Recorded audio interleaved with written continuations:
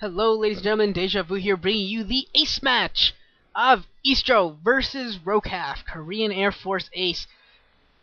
Both these players, pretty obvious he was going to come out for the most part. A little bit of not really surprised by ESTRO, but maybe you weren't quite positive who'd come out. For Air Force Ace in yellow at the top of the map is going to be Ruby, their new recruit, and by far, I think their best player so far this season. By far, not really even close, especially since Oversky's gone. He's definitely the best player there. At the top left of the map, in red, we're gonna have Really, who has become the ace for ESTRO, surpassing UpMagic this season. And UpMagic's been relegated to that secondary role, that backup player role. So kind of unfortunate, or fortunate, depending upon your perspective. I'm a huge fan of UpMagic, so I would rather see him playing well than Really playing well. But as long as it's an exciting game, I think I'm okay with it either way. That last game between Really and Anytime, wow, that was just epic. That was an intense game. That was really high quality PvT too. That was a fantastic game, just overall. But we're gonna see some TVT now. This is gonna on New Tornado, Neo Tornado. I don't know what terms they're calling it, but they made some changes to a lot of the maps this season, or not this season, this round. A couple things they did on this map is those ridges at the front of each of the outside the natural expansions of each base. Those they made the back entrances to those a little bit wider and put a chrysalis on them, a mature chrysalis. Not really sure if that'll come into play, particularly in a TVT. I don't know if that's really going to come into play at all. We'll see if either player has some way of taking advantage of it. I don't really see it. In fact, even in PvZ, about the only thing I can, or PvT or anything else I can think of it coming into is maybe being a little bit of a block there, but I don't think it's really big enough to do too much. Overall, just looking at the opening builds for these two players, nothing too big going on early on here. Just have been playing standard, throwing down their Raxus right now. We'll probably see 3 or 4 Marines produced early on, along with the early Vultures, and then we'll see who decides to expand, who maybe goes for starport play. Who does what really? That's when the variations in the Terran builds really start coming. There's Anytime right now, and they're probably talking about how Really took Anytime down in the last game. How impressive that game really was. It was quite was just amazing. I would almost go back and watch that game again. It was that awesome. It was pretty sweet. Both players now sending out SCP scouts, and both of them are going to scout in the wrong direction. Somehow, neither of them decided to scout in the correct direction, so they're going to be scouting opposite directions, and it's going to take a little while for each of them to scout each other out. And Reach is laughing at something. Not really sure what. See, this is what I wish I understood Korean, because there's something that they're laughing at, and I just don't know what. But, whatever. Whatever. Can't do anything about it. We got some Marines coming out for both players.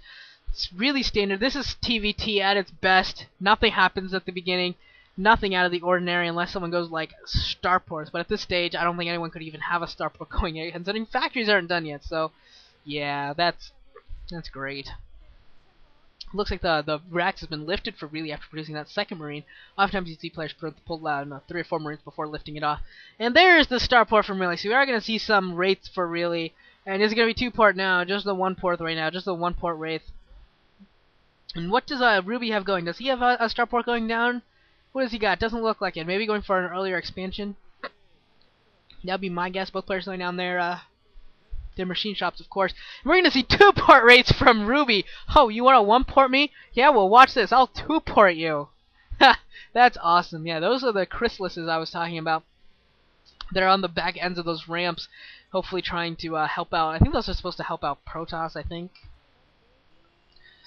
I don't know. I don't know if these little changes are really gonna help them out. I know they made a couple other minor changes to this map. I just can't remember what they are off the top of my head, and I don't have a list in front of me. Some of the other maps were changed a lot more heavily, like Heartbreak Ridge was massively changed.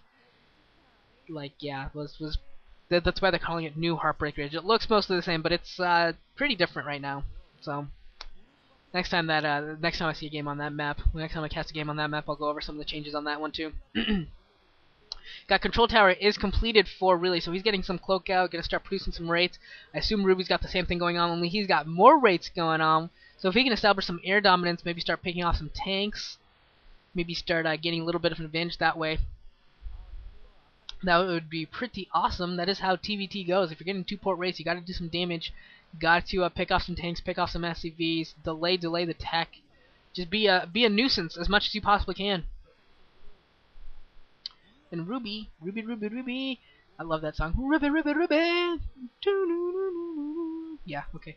Anyways, first Wraith is out. Not going to be revealed by Ruby. Really, it looks like he is going to reveal that Wraith rather early. Yeah, there it is. Going to be revealed to that barracks. So Ruby knows that at least one Wraith is out. He knows that it's at least 1/4. He doesn't know whether it's a second, fourth, or out. And an Academy is coming up. Very, very fast response by Ruby. Very, very smart coming out with that with the force already. And now 2 ports out and really sees the 2 ports and realizes that he is not in a very good spot. He's going to lose that. Oh, no scan coming out. No scan yet because the Academy is not yet finished. So really just barely saving that Wraith with 4 health on it. And it looks like Ruby's probably going to lose one of his Wraiths. Yeah, Ruby does lose one of his Wraiths. But that Academy is going to probably be completed pretty easily. And I think Ruby could maybe go for a little bit of an attack on Reely's base. Maybe try and stop Reely's Academy from going out. That would be really, really smart of him to stop it. But it doesn't look like, it doesn't look like he's going for it. Oh, Ruby. Come on, Ruby. Oh, did he not research Cloak?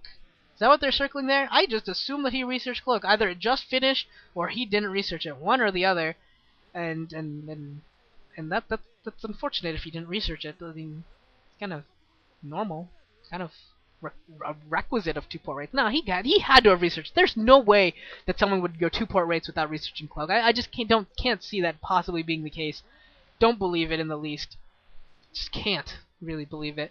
Got the rates for Ruby flying out once more.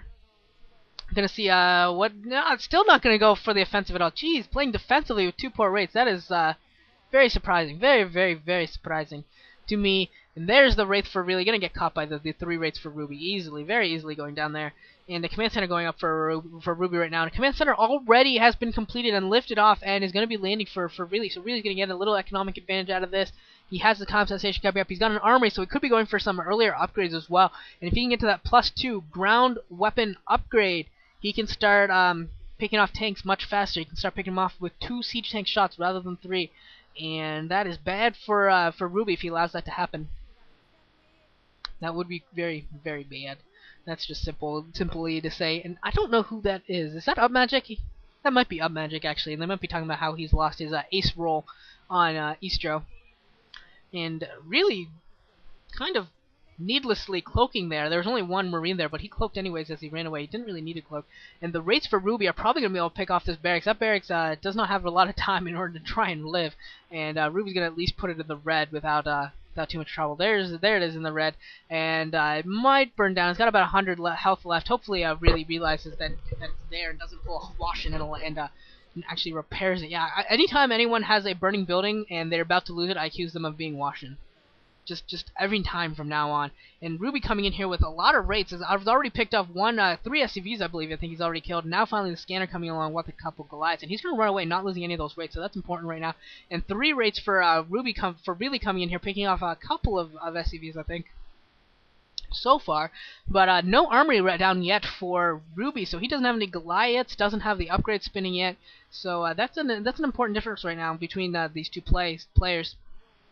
I think Ruby realized that the second base for Reely went up well ahead of his, so he's actually going for a 3rd base there at the 11 o'clock position. So he's going to try and catch up economically by gaining that 3rd base. Hopefully he doesn't get caught with his pants down, and Ruby is pushing out, and if Reely's able to set up a kind of contain, that could be bad for Ruby. I don't know if he really has the force to contend with this. He's going to have to make sure that he uses those rates to the utmost of his ability and tries to delay this push as much as he can, whether that's taking down tanks, whether that is just gaining more sight for his takes. Just anything that he can do to really help himself out right now. And the barracks for Ruby is going to go down very, very easily. That's way too far away for him to really even hope to save it. There it goes. Boom. And Ruby responded properly, throwing down 2 factories before that base goes down. But he's going to have to rebuild that barracks, because if he's only on 3 factories, that is not nearly enough factories at this stage of the game, especially once the 3rd